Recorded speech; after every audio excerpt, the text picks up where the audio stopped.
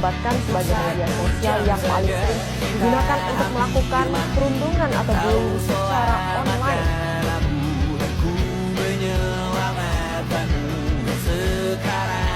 Stop cyberbullying.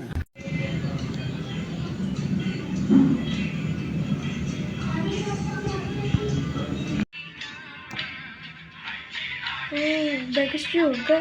Aku tes Gimana ya? Aku sudah post. Mungkin teman-teman pasti senang lihat aku bisa cantik. Nanti aku lihat deh gimana respon teman-teman.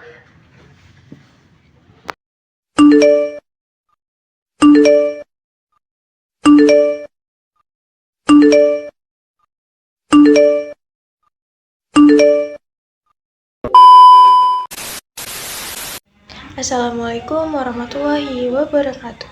Perkenalkan, nama saya Teza Syafia Queen dengan NIM 1082024057. Di sini saya akan memaparkan serta mengangkat sebuah kasus yang berjudul cyberbullying. Nah, sebelum memasuki tahap penjelasan selanjutnya, mungkin teman-teman akan bertanya nih, sebenarnya apa sih cyberbullying itu? Nah, teman-teman, cyberbullying itu adalah tindakan atau perilaku seperti menfitnah, mengolok-olok, atau mempermalukan seseorang melalui media digital.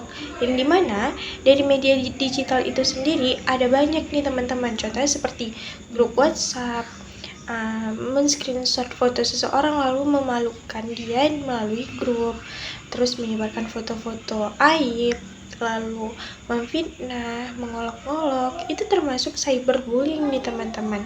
Seperti contoh video yang telah saya paparkan tadi di depan. Nah teman-teman, pertanyaannya adalah mengapa sih oknum-oknum itu berani untuk melakukan cyberbullying? Nah, oknum itu berani melakukan cyberbullying karena mereka merasa identitas mereka akan aman, karena mereka merasa identitas mereka tidak akan diketahui oleh siapapun ketika mereka melakukan cyberbullying nih teman-teman, sehingga mereka bisa menjudge orang lain tanpa dijudge kembali.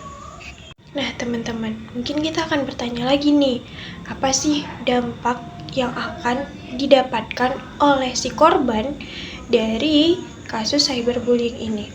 Nah, yang pertama, korban akan merasa malu, tidak percaya diri, bahkan dia merasa bahwa dirinya tidak layak untuk diterima oleh orang lain.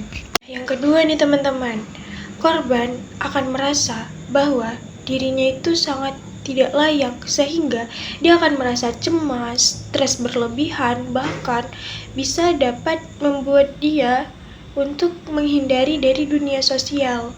Nah, setelah itu kita akan mendapatkan impact-impact lainnya teman-teman. Contohnya seperti berkurangnya prestasi dia di sekolah, prestasi-prestasi dia di dalam kelas, dari cara dia aktif menanggapi, dia akan mundur dari aktif tadi karena dia mungkin akan merasa bahwa dirinya tidak cukup layak dalam dunia sosial, karena bahwasanya mental dia tadi udah bermasalah nih karena yang diakibatkan oleh cyberbullying tadi nih teman-teman. Nah, untuk solusi yang harus kita hadapi dari kasus cyberbullying ini apa sih? Nah, menurut saya pribadi ada beberapa solusi dari kasus cyberbullying ini nih. Contohnya adalah, yang pertama, kita harus bisa menjaga anak-anak atau generasi muda agar dapat menggunakan sosial media dengan baik, benar, dan profesional. Sehingga apa? Dapat menghindari kasus-kasus cyberbullying yang akan memberikan impact-impact negatif kepada anak-anak muda atau peserta didik ke depannya. Nah, yang kedua, memberikan edukasi-edukasi yang baik dan dapat diterima dengan para anak-anak muda atau klien-klien kita saat ini. Yang ketiga, kita sebagai korban atau kita sebagai seseorang individu jangan pernah membalas video orang lain yang bersifat negatif dengan komentar-komentar yang negatif pula. Nah, jadi kalau misal kita nih melihat ada video-video seseorang yang mungkin biasa-biasa aja, kalau teman-teman gak bisa berkomentar dengan baik, setidaknya teman-teman ya tidak berkomentar gitu, karena sebaik-baiknya manusia adalah manusia yang tidak pernah merendahkan orang lain nih teman-teman. Nah, yang keempat, ketika kita sudah melihat ada akun-akun yang dimana dapat menimbulkan kasus-kasus cyberbullying, kita dapat melaporkan akun tersebut ke platform-platform yang dimana dapat menangani akun-akun tersebut agar apa? Agar akun tersebut dapat di-ban atau bahkan diblokir dari pihak-pihak profesional nih teman-teman. Lalu, bagaimana cara kita sebagai seseorang individu untuk membantu si korban atau orang lain yang merasakan cyberbullying?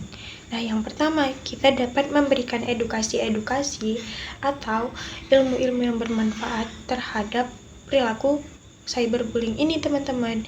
Nah, tujuannya biar apa sih? Yang pertama, kita dapat memberikan atau mencegah seseorang melakukan cyberbullying.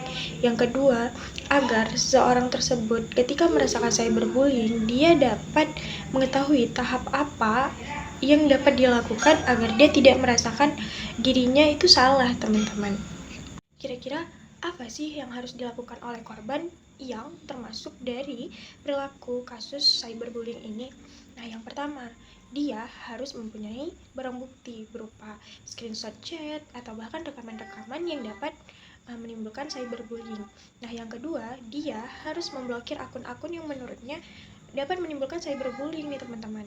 Nah, yang ketiga, dia wajib untuk bercerita kepada orang tua, guru, atau konselor. Supaya apa? Supaya dapat memberikan pencegahan awal agar si klien tidak merasakan down atau bahkan ya pemikiran-pemikiran negatif berkelanjutan.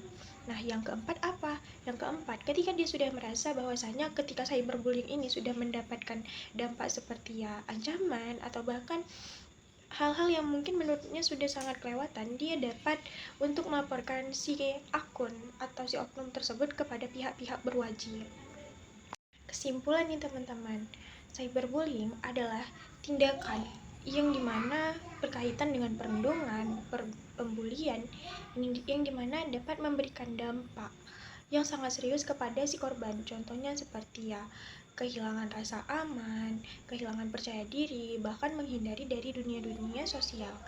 Nah, karena itu setiap orang wajib untuk menggunakan media sosial secara baik, benar, dan juga profesional agar terhindarnya kasus-kasus cyberbullying ke depannya dan dapat memberikan asupan-asupan dunia maya atau bahkan dunia digital yang sangat profesional nih teman-teman.